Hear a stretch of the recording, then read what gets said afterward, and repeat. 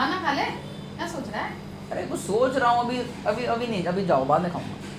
तू खाना खा लेना, बाद में सोच रही हो ना, पता नहीं क्या सोचता रहता है। अरे मैं बहुत जरूरी बात सोच रहा हूँ, पता भी है। हाँ पता भी है। समझ में आएगी तुमको क्या सोच रहा हूँ मैं? हाँ समझ में आएगी, क्या समझ। तो बैठो, तुम उठ के नहीं जाओगी? ना जाने उठ के बैठो, तुम्हें पूरा हो जाता हूँ। बता, हाँ। क्या सोचता रहता है? क्या सोचता रहता है? बहुत बड़ी बात सोचता हूँ मैं, पता भी है। हाँ बता। अरे तुमको नहीं समझ पाएगी मम्मी। अरे बताओ ना, बताएगा जब तो समझ में आएगी। अब देखो,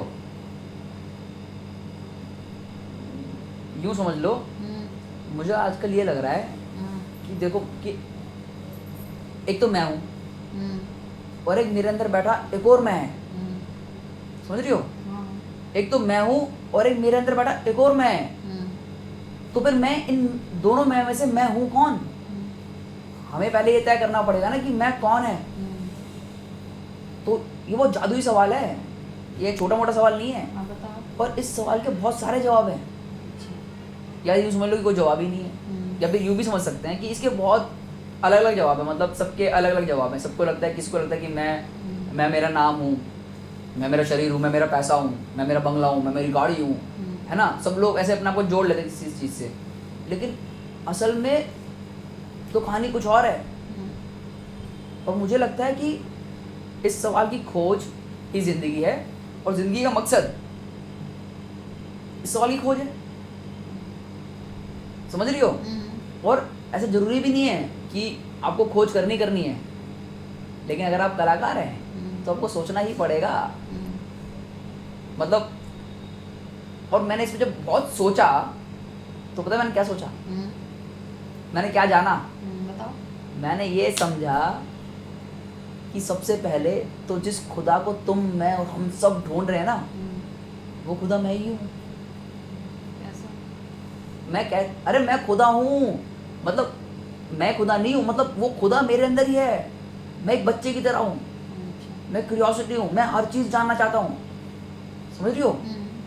यूँ ये बहुत वो है, मतलब पेचीदा सा है, और लेकिन बहुत आसान भी है। देखो, इसको समझने के लिए यूँ समझ लो कि मेरे अंदर दो आवाज़ें हैं, ठीक है? मेरे अंदर दो आवाज़ें हैं। एक तो वो है जो मुझको प्यार का रास्ता दिखाती है, प्यार और पैशन का, जो बोलती है कि तू ये कर सकता है तो वो भी कर सकता है, जो मुझे दया का रास्ता दिखाती है। और एक और आवाज़ है जो मुझे प्रैक्टिकलिटी के नाम पर डराती है, मुझे डरा के रखती है। और उससे भी बड़ी बात पता है क्या है? कि हूँ तो मैं इन दोनों में से भी कुछ नहीं। तो फिर मैं कौन हूँ? मैं तो वो हूँ जो इन आवाज़ों को सुन रहा है, समझी?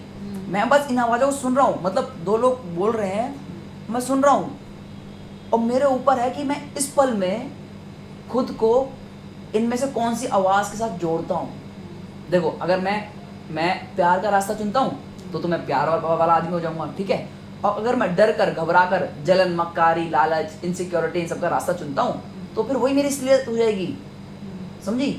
मतलब यूँ कह लो, होता यूँ है ना कि हम लोग या तो भविष्य की चिंता, जो आने वाला कल है, और एक बीत चुका कल जो भूतकाल है, उसके बैठे हुए डरों की वजह से हम लोग डर का रास्ता चुन लेते हैं, हम घबरा जाते हैं। और असल बात तो ये है कि ये तो सच ही नहीं है। क्या सच है? अरे सच तो ये पल है। मतलब देखो, आने वाला कल और जो कल जा चुका है वो तो है ही नहीं, है तो बस ये पल कि हम दोनों बैठे हैं और बात कर रहे हैं। क्या जादू ही नहीं है ये? और जब हम इस पल में बैठकर फैसला लेते हैं, जब हम इस पल में आते हैं, तो फिर सिर्फ और सिर्फ प्यार बचता है, दया बचती है, फिर कोई लालच नहीं, कोई मक्कारी नहीं। तो यानी कि हमको हमारी मैं को छोड़ना पड़ेगा ताकि हम हमारी मैं को पा पाएं।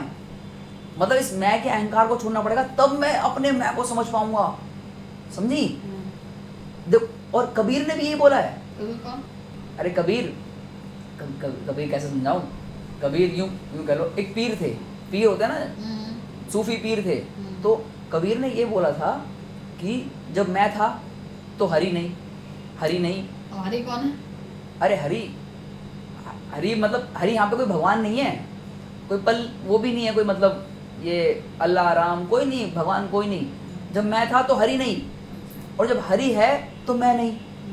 यानी कि, और यहाँ पे हरि का मतलब है ये पल, ये पल जो कि निष्पक्ष है, जो हर पल मुझसे कुछ कह रहा है मगर मैं सुन नहीं रहा।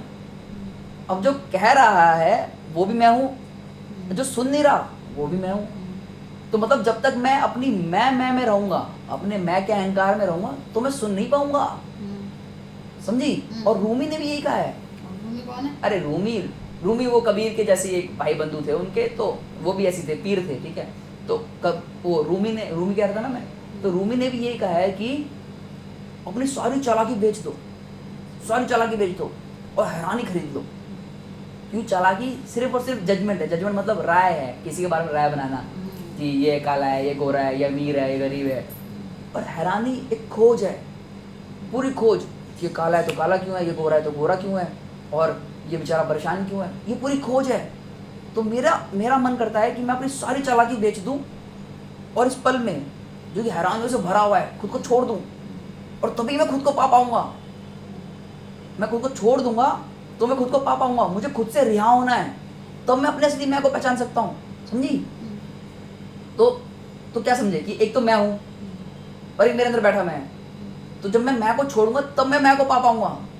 समझ रहे कौन सा मैं छोड़ना है? मतलब एक तो मैं हूँ, एक मेरे अंदर बैठा मैं है। तो बताओ मैं कौन हूँ? क्या समझी? क्या मैं कौन हूँ? बताओ। तू पागल है, पागल। तो मैं तुम्हें पागल लग रहा हूँ? तू पागल है, तेरी शादी करा दूंगी, मुझे सुधरेगा? शादी कहाँ से आके मम्मी बीच में शादी कैसे हो जाएगी? तभी सुधरेगा तू, वैसा सुधरेगा क्या? मुझे मैं समझ नहीं आ रहा, तो मैं शादी करा दूंगी। और क्या? अच्छा, और तुम मुझे पागल कह रही हो? और पागल मैं नहीं हूँ। तू पागल है? पागल तो मैं है, मगर मैं पागल नहीं हूँ। मैं पागल नहीं हूँ, पागल मैं है, और जो पागल है